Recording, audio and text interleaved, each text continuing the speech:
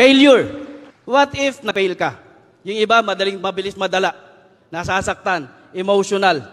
Nag-fail, nasaktan. Ba't ka nasasaktan? Maybe nasanay ka dahil pag nag-fail ka, pangit sa pandinig ng tao or pangit sa tingin ng tao? Or what if nag-fail ka, pinapagaling ka lang? Or what if pag nag-fail ka, para pag-set up siya for a greater comeback, minumold ka lang na magiging tunay, lumabas yung totoong potential mo.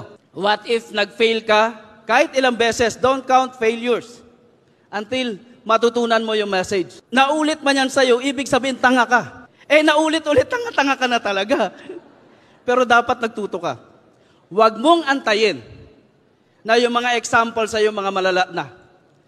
Habang maliliit pa lang, yung mga kirot sa puso pag nag-fail ka, pag ninamnam mo, pag nag-fail ka, kung maliit pa lang yan, huwag mo nang antayin na malaki. Huwag mo nang antayin na situation sa life na heavy na.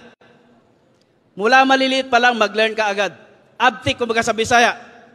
Kumbaga mabilisan ka dapat. Pag nakita mo to, ano kayang lesson neto? Ano kayang tinuturo sa akin neto? Bakit ako nag-fail? Anong natunan ko sa failure ko? Bakit ako nadapa? And every time na nadadapa ka, huwag kang tumingin. Smile ka lang. Pag nag-fail ka, okay lang. Ang importante, dapat tanong mo sa sarili mo, anong natutunan ko sa experience ko?